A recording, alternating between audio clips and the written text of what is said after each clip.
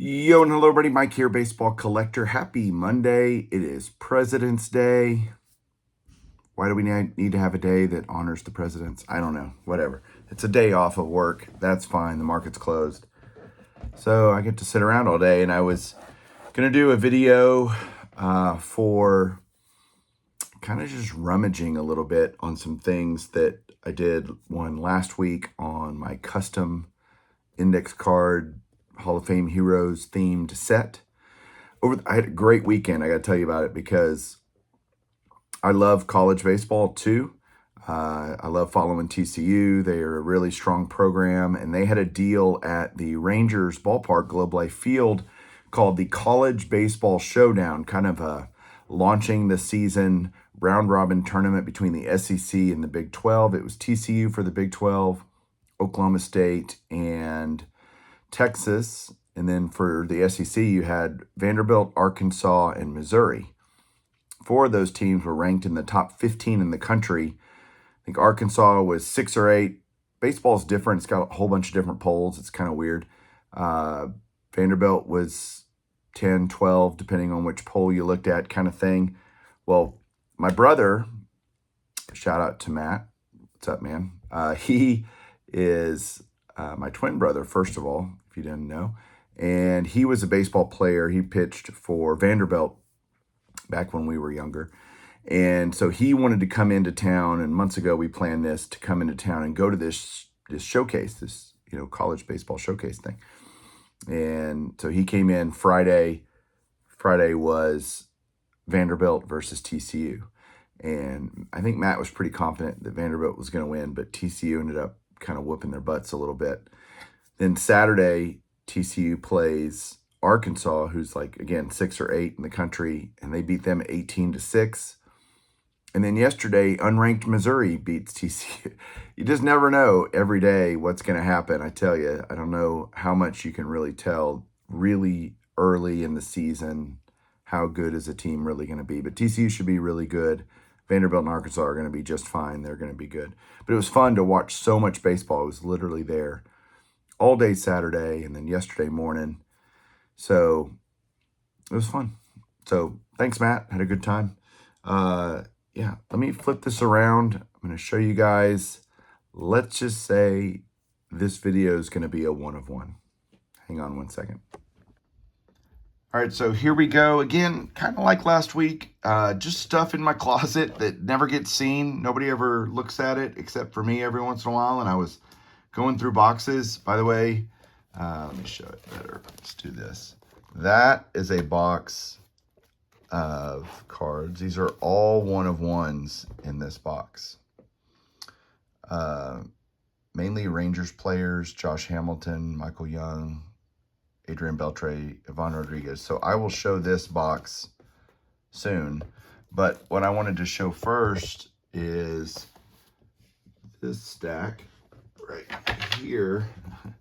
These are all 1 of 1s of Hall of Famers. And what's different about my collection, or something I really like in my collection, is I like printing plates. I know there's a lot of people that don't. They think they're dumb, and they're certainly entitled to that opinion. I think it's cool because, to me, it's an actual part of the process of printing the card. And so you see something like this, a printing plate.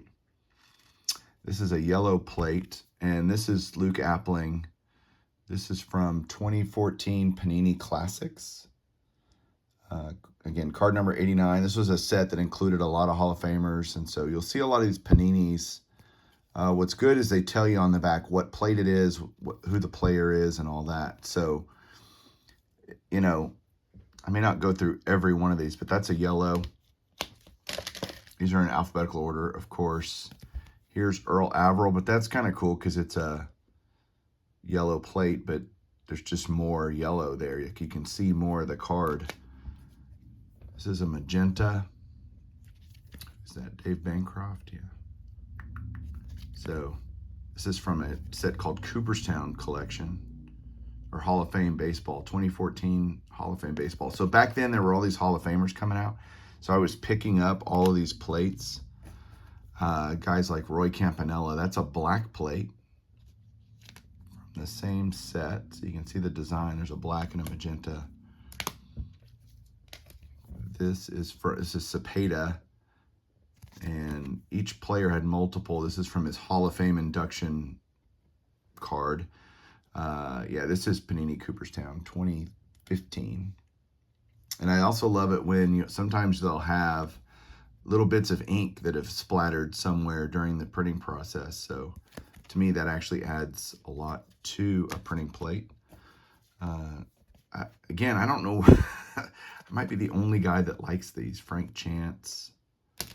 And then Frank Chance on another card, magenta. Here's a Frank Chance. That's the cyan. So you've got, there's the cyan one. There's the yellow, I think. Yeah, sometimes it's even hard for me to tell. Of the same card. I'd love to have all four of the same card for the Hall of Famers. I do actually on another card, but that'll be another video. Ty Cobb, but look at that. That actually looks pretty cool. I like the black ones the most because typically you get the most, I don't know, detail from the black. So there's Cobb. That's Eddie Collins, I think. Yeah, Eddie Collins. Another Eddie Collins. And then, who's that? Sam Crawford. Wahoo Sam Crawford. Home Run Heroes. That's a cyan.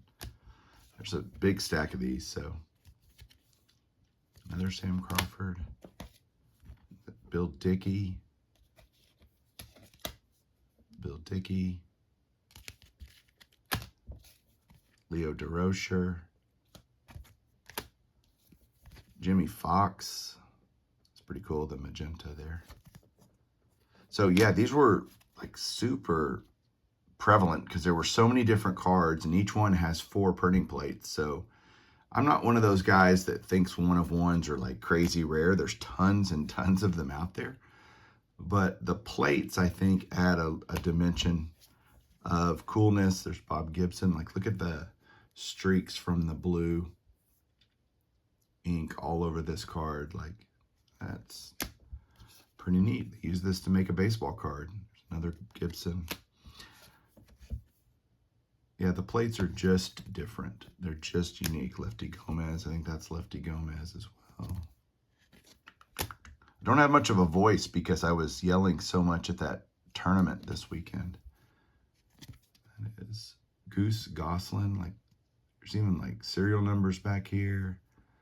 That's not what I paid, but these weren't expensive, I should say. I don't know what they would be now, but back in the day, they certainly weren't. I was actually just trying to buy as many as I could.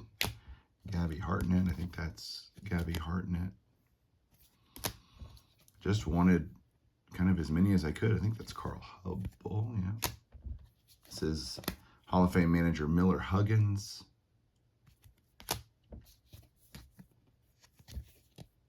Chuck Klein. Look at that red going across. Tony Lazzari. Eddie Matthews. Christy Mathewson. For sure, I was definitely trying to get one of as many different players as I could. There's Joe Morgan. Like, look at this one. You can like, what is that? Like, I think that's Stan Musial, by the way. Yeah. I could just tell by the batting stance, but there's almost nothing on that. There wasn't much yellow in that card, apparently. Mel Ott. Herb Pennock. Herb Pennock again. Tony Perez. Pee Wee Reese. It's kind of cool looking. It was a cool set, this Cooperstown set. Frank Robinson. I actually bought several boxes of it back in the day just because I thought it was neat. Another Frank Robinson. George Sisler. Now this is different. So all my Hall of Fame printing plates are together. This is actually a Gypsy Queen from Topps. So you got logos and everything. Warren Spahn. And they do the back of their plates differently. They put this little sticker on it. Tell you what product it's from, which color it is by, the color of the sticker is the color of the plate. I don't have it. I mean, I do have a lot of Topps printing plates, but not Hall of Famer stuff. There's Spawn. Bruce Sutter. Don Sutton.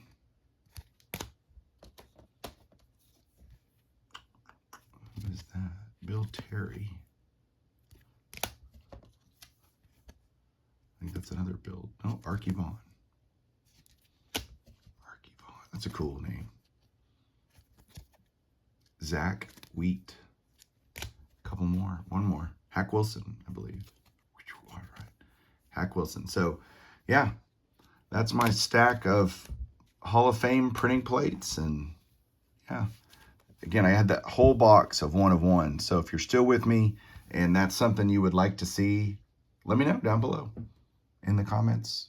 Talk to you guys soon. Keep collecting.